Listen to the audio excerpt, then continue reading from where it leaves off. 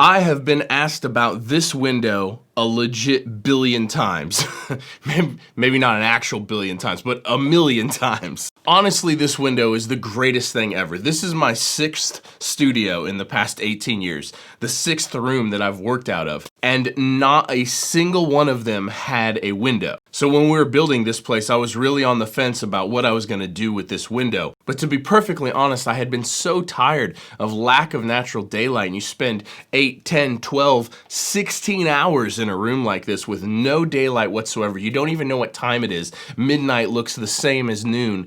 And it starts to get at you. 18 years I spent all day without a window. And so when we were designing and building this place, I decided that I just didn't really care about the acoustics. So whatever compromises that this window gives me is far outweighed by the increase in inspiration. I do better work when I have natural daylight and when I'm able to look out a window. I make better mix decisions and I'm more inspired to play instruments on records. It makes almost no difference in the mix position, and it doesn't make a big enough difference when tracking acoustic instruments where it still gets outweighed by the level of inspiration. So you might be asking yourself, well, why the hell would you want to put up an acoustic curtain if it's so great? Well, to be perfectly honest with you, it's actually more about controlling light. I really would like to film from this position a lot more often, and when I do B-roll, product shots, product photography in here, because I do a lot of that stuff for my Instagram, it becomes almost impossible to do on a sunny day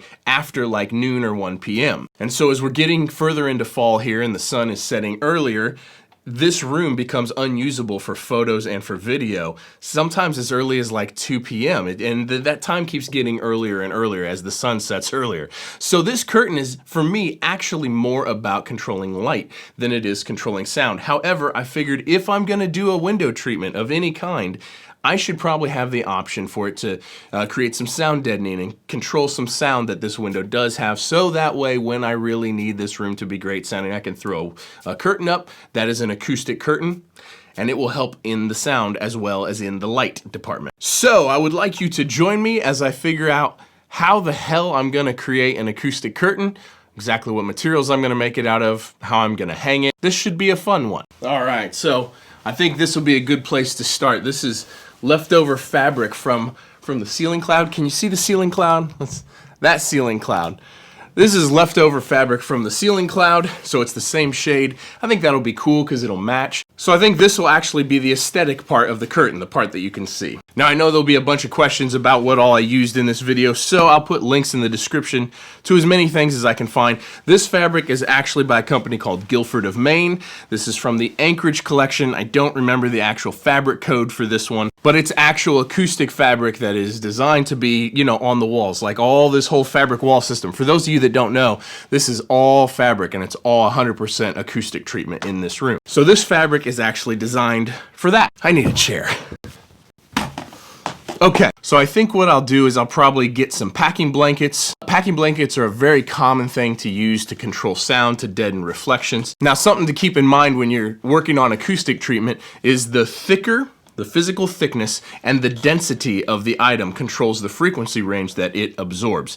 And so the thicker something is and the denser it is, the lower the frequency it will absorb. So a curtain isn't actually going to absorb an entire frequency spectrum like 20 to 20K, but depending on the thickness and how many layers your curtain is, you can get it to absorb lower than just like a single layer. And so since my primary function of this is light and the secondary function is sound, your mileage may vary with this, but the more control you want over the sound, the thicker you would make this. So since I'm going to use packing blankets, for you guys, if you really want to get the maximum control out of a curtain, I would consider using 2 or 3 or maybe even 4 layers of packing blankets, like make that curtain nice and thick. But for me, I'm just going to use 1 layer and I think that will serve my purpose just fine. All right, I need to measure this window and see how big this actually is.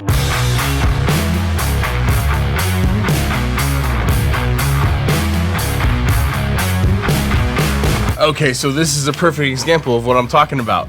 This shot looks horrible because it's so blown out in the background. The sun is so bright coming in right now. I mean, ridiculous. Okay, the window is 70 by 58 inches. Because I have this stone all surrounding like the whole window wherever you would hang a curtain, and then acoustic treatment and fabric right here, that means that I'm gonna have to put the curtain on the inside of the window, so inside the actual frame itself.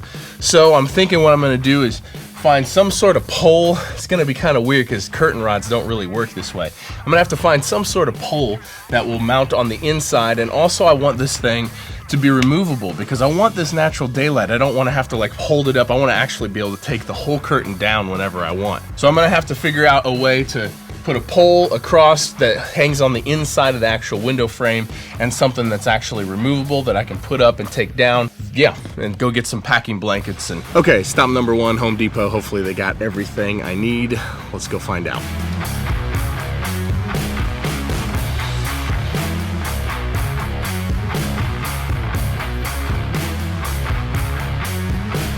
All right, so none of the actual curtain rods are gonna work, so I gotta find something else.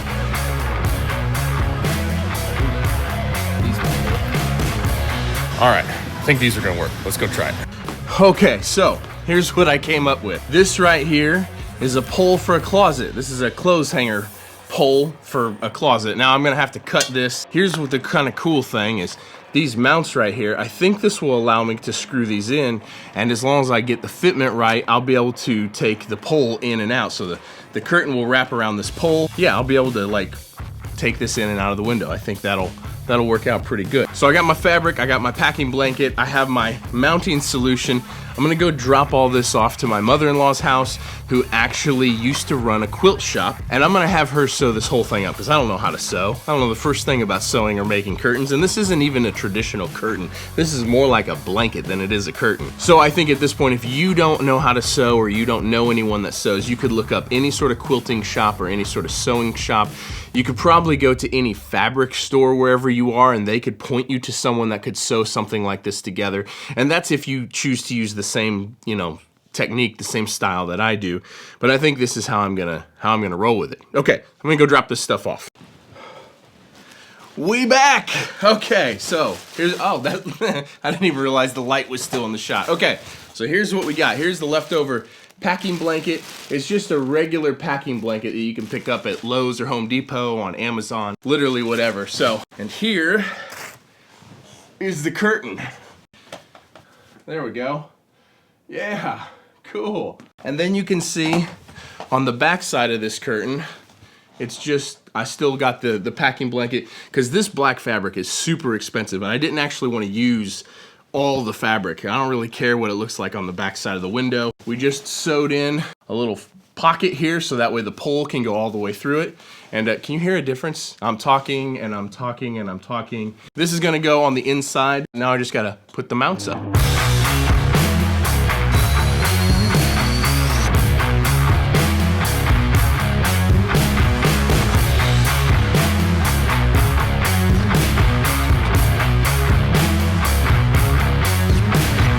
Let me show you what I got here. So I took those two mounts and I put the one right over there, and then I turned the other one at an angle here, so that way hopefully I can pull the curtain rod in and out, and I have it angled down just a little bit, so it should sit in there pretty good. So that's what I'm working with for the mounts. So now I need to go cut the pole, make sure the pole fits in there, and we'll see how that fits.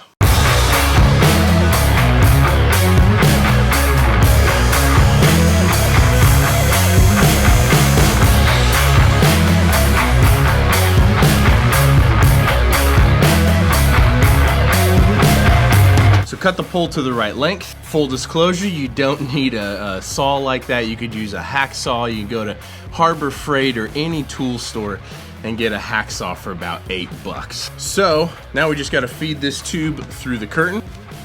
I gotta stand up to do this apparently. This is a pretty thick curtain. Ugh. This is actually way thicker than I thought it would be for a single layer of packing blanket. Well, there she is. Let's hang it up.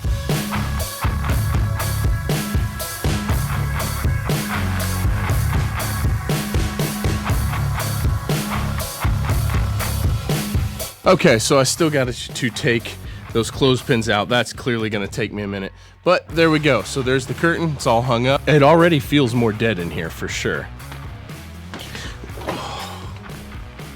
So there's the shot. So I still got a little bit of tweaking left to do on this thing. As you can see, it's letting in a little bit of light, like right around the edge. That's okay. The idea that I can mainly control my lighting at all times is really cool.